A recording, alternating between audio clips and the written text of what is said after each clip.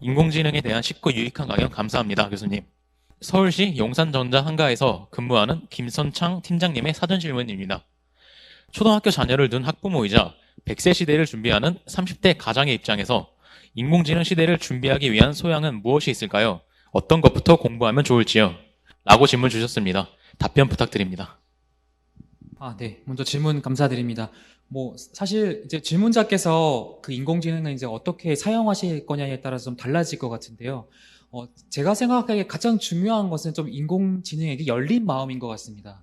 그래서 사실은 예전에 로봇도 그렇고 굉장히 기술들이 있을 때 사람들이 받아들이기까지 좀 시간이 좀 걸렸었잖아요.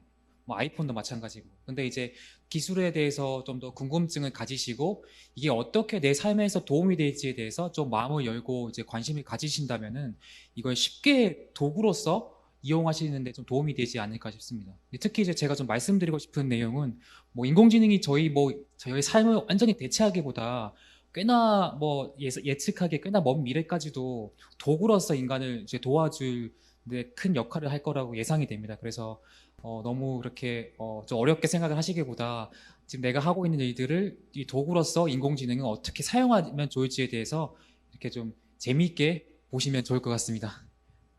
네, 감사합니다. 두 번째 질문은 삼성전자 최성진 부장의 사전 질문입니다. MZ세대의 최대 가도는 공정성이라고 생각합니다. 최근 공정한 인공지능이 많이 주목받고 있다고 들었습니다. 지식이 더 쌓인다면 더 공정한 인공지능 기술을 만들 수 있나요? 답변 부탁드리겠습니다. 네, 정말 굉장히 좋은 질문 주셨는데요.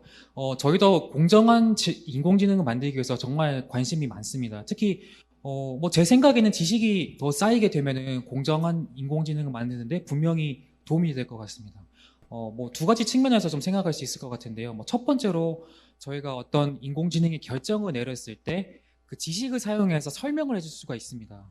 예를 들면 어떤 그 인공지능이 어떤 사람에게 예를 들면 은행에서 인공지능을 사용을 해서 대출을 해주고 안 해주고를 결정을 했다고 저희가 가정을 하게 되면은 보통 저희가 그 이유에 대해서 알 수 없는 경우가 많은데요. 이런 지식이 쌓이게 되면 이 지식을 사용을 해서 인공지능이 점점 발전을 하기 때문에 그 이유에 대해서 굉장히 명쾌하게 설명을 할 수가 있습니다. 예를 들면은 지난달에 새로운 신용카드를 만드셔서 신용 점수가 좀 하락하셨습니다. 그래서 다음 달에 다시 오시면 될 것 같습니다.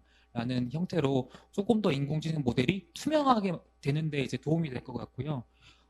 두 번째로는 저희가 어떤 중요하게 생각하는 그 인공지능 이제 그 좀 공정의 중요한 요소들이 있지 않습니까? 예를 들면은 남녀 평등이나 부의 재분배라든지 이런 것들이 인공지능의 결정에서 영향을 이제 주기 이전에 저희가 이제 그것들을 위한 지식을 조금 더 축적을 한다든지 데이터를 이제 줄 때 조금 더 공평하게 인풋으로 준다든지 그런 형태로 해서 기존의 인공지능 알고리즘도 조금 더 공정해지는 데 도움이 될 수 있을 것 같습니다. 네, 감사합니다. 사전 질문은 이렇게 두 가지인데 저도 교수님의 강연을 들으면서 궁금한 점이 생겨 질문 하나 드리고 싶습니다. 인공지능이 현재 직업을 얼마나 대체할 수 있을까요? 네, 정말 너무 좋은 질문 주셨는데요. 저도 거기에 대해서는 굉장히 이제 고민이 많습니다. 이제 다들 생각하시듯이 정말 단순한 이제 작업의 경우에는 분명히 인공지능이 이제 큰 역할을 해서 이제 저희가 하던 일들이 굉장히 많이 사라질 것 같은데요. 저는 그 이제 반대급부로, 그러니까 좋은 의미에서의 반대급부로 대신에 이제 저희의 어떤 스스로를 좀 돌아보고 인간의 존엄성에 가까운 이제 직업들이 많이 더 생겨날 거라고 생각합니다. 예를 들면은 이제 이런 단순한 일들은 이제 기계나 인공지능이 많이 대체를 함으로써 정말 내가 어떻게 살아야 될 것인가, 혹은 가족의 행복을 뭔가 좀 도와줄 수 있는 그런 이제 일들이라든지요, 혹은 의료나 사법 체계 같은 것들은 이제 정말 인간만이 결정할 수 있는 어떤 일이기 때문에 조금 더 거기에서 역할이 더 커질 거로 생각이 들고요.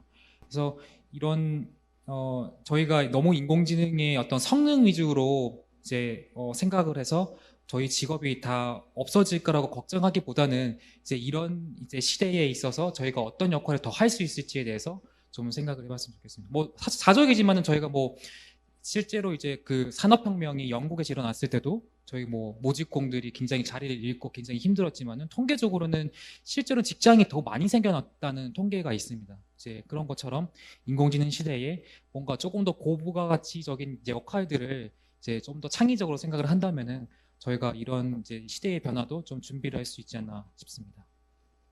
네, 감사합니다. 스티븐 스필버그 감독의 2001년작 AI 영화가 생각나는 강연이었습니다. 극지방의 해빙으로 도시들은 물에 잠기고 천연자원은 고갈되어 가던 미래의 지구에서 인간들이 인공지능을 가진 인조인간들의 봉사를 받으며 살아간다는 내용의 영화입니다. 인공지능은 아직은 지식이 없다. 교수님의 오늘 강연 진심으로 감사드립니다. 박호건 교수님이셨습니다.